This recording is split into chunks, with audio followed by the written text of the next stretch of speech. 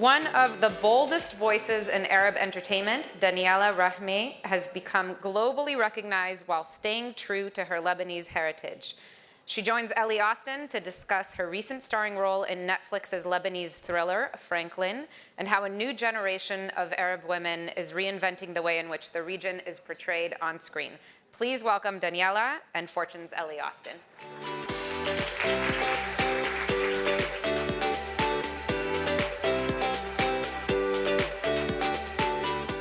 Daniella, thank you so much for joining us. There's a lot to talk about, but I want to start right at the beginning of your life. So you grew up in Australia as the daughter of Lebanese parents, which is such an interesting combination of cultures. Yeah. How did that shape your view of pop culture?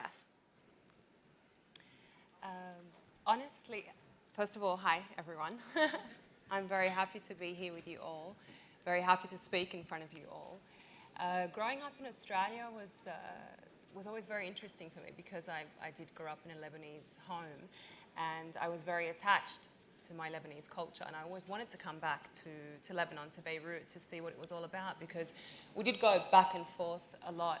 What was important for me was not letting go of my roots and not letting go of who I am. And when I decided to come here and to work here as an actress, it was very difficult. In what way? In the beginning, it was very difficult because I was always seen as too Western in front of people. My language, I had a language barrier. It wasn't very, very strong, the Arabic language. And I worked on it, and I wanted to break that. And eventually I did, and I learned to embrace my duality, and I think that's what made me different here in the industry, and that's what made me who I am. So you won Miss Lebanon, I believe, and then you entered that, triggered a whole... Miss Lebanon Immigrant. Miss Lebanon So I was known as the immigrant always. Wow, Yeah. that's an interesting title. When I came here, I was always the immigrant, the Australian immigrant, the girl who came from Australia. How did that feel? Because I would imagine in Australia you also had the complication in inverted commas, or people saw you as Lebanese. Honestly, it was very... honestly, when I did make the move... Oh, we're just moving your mic up so that we can hear you properly. Bear with us. You just popped up. A little miracle worker. We roll with the technical glitches here. But we do want to hear what you're saying. Thank you. Is that better? Can you hear me? Yes, I think that's better. Where were we? We were talking about, in both places, in both Lebanon and Australia, feeling slightly on the outside.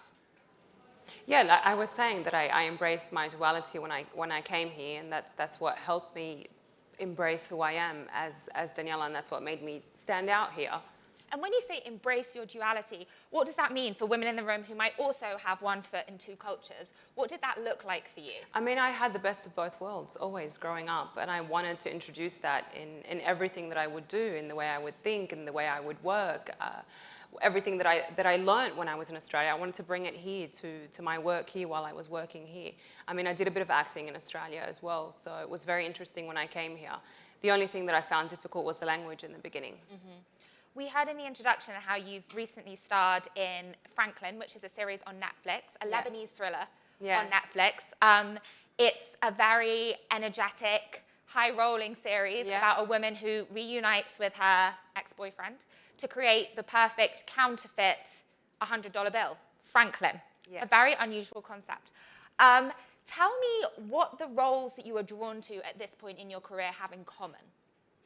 Honestly, Franklin was one of the most interesting projects that I had done most recently because we moved a lot into action, and this time it was proper action. There was a lot of production value in Franklin. It was honestly high-end. Everyone who's watching now is saying, we feel like we're watching a Hollywood series. We don't feel like we're watching something from the region, which is, I think, where we're at right now in the region. I think we're really producing powerful productions at this point, and I think it is the time for this region, and it is the golden age for this region. I mean, for many years we were watching the Mexicans or the Koreans or the Turks, and now we're here producing amazing projects, and having that opportunity for our projects to go globally. I mean, Franklin is now top 5 worldwide on Netflix, which is great for us, and it's dubbed in, I don't know, maybe 15 languages. So this was something amazing for us. That platform really gave us the opportunity to go globally, and I think that was very important for us. And as a woman as well, it was very important for me to be able to play an action role. I think more recently there's been more opportunities for women to play action roles. Mostly it was more the men in the region. Now you see more women doing that.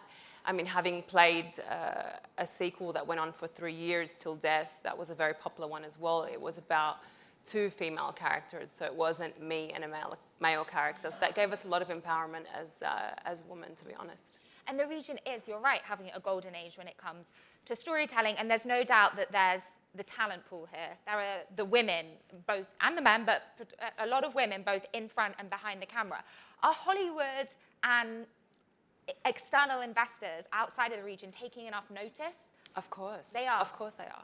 With everything that's going on here in the region, I mean, especially here in Saudi Arabia, a lot has taken place from the Red Sea International Film Festival to the Joy Awards, even to the Beirut Women Film Festival. I mean, there's a lot going on here that has interested investors in coming. I mean, I myself met a lot of producers when I came here to a lot of the events, and they were all very interested in working here.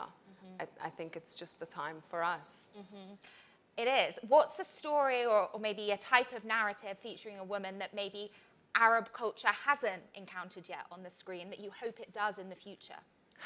Wow, that's a tough question. I'm trying to think of the roles that I've done. I would like to dig more deeply into our culture as women. I mean, I always say that change is inevitable and it has to happen. And in the last years, especially here, we've seen a lot of change take place. So women have gone from one place to another. They're really standing strong today. Their voices are heard.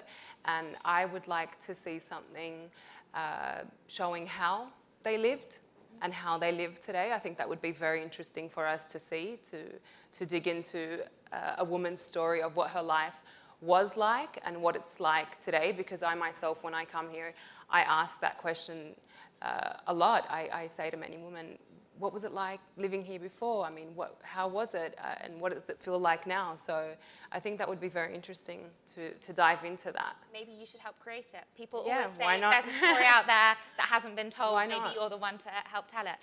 When you're in a regional production like Franklin, but you're aware that it's going to be streamed on this massive international platform like Netflix, I'm curious as a storyteller, does that change the way you approach the project in any way? We're very nervous, always, all Nervous the time, definitely. Of reaction. But we're nervous about, producing something global, because we are putting our project on a global platform today, and we believe that we can compete internationally, and we believe that our films and our projects can go international. I mean, like Money Heist did, like Squid Game did. Why can't Franklin go global and international and be a huge hit? Or if not Franklin, many other projects. So we work very carefully together. I mean, the team that I work with is what's very important for me. The director, the producer that I work with, the DOP. I think this is the most important part, having a great team with you, because once you trust the team that you're with, you're going somewhere. You're going in the right direction. I mean, especially our writer, this was her first project and she was very nervous about it, and we were all very interested in her script when she came to us with it. So I think it's just about being aligned with the team and having the same goal, having the same vision. That's very important.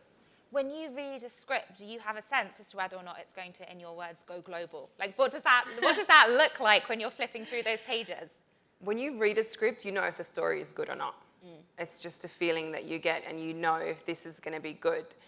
But it's not just about the script, about having it go global. Like I said, it's about all of us working together. You need to have a great director to be able to portray that script the right way. And a great team with you.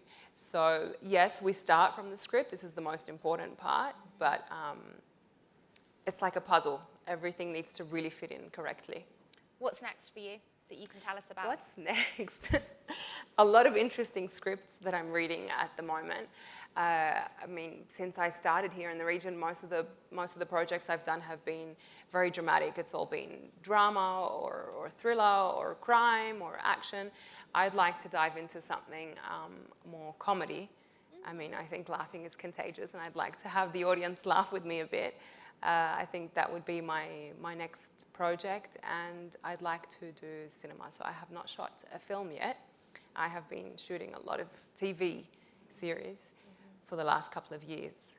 Is that a choice, or it's just the next, that you haven't done cinema, or it's just the next logical step? It's not just a choice, it's also the wave here, or the trend here. I mean, every year we have Ramadan, which is 30 episodes. Now we're diving more into the short mini-series. I mean, Franklin was only 6 episodes. So this is what I've been doing for the last, I don't know, 8 years, 9 years. This is what I've been doing.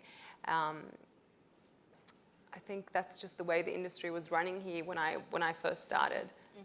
And now we're seeing a growing number of filmmakers doing really well, commercially very well in the region. And I think, you know, the number of those who are women is still relatively low, but it's growing. So there's huge potential. Yes. I mean, as lead roles, no, we definitely see a lot of women taking lead roles. I mean, a lot of the Ramadan series that we see on air, there's a lot of women just there, standing there. So they are very present as roles. I would like to see more female directors and producers. I think that's what we're missing. There is a lot out there. I just think the opportunity needs to come their way. Final question, how does that opportunity come that way? What does the industry need to be doing? I mean, it's about connecting in places like these, at festivals.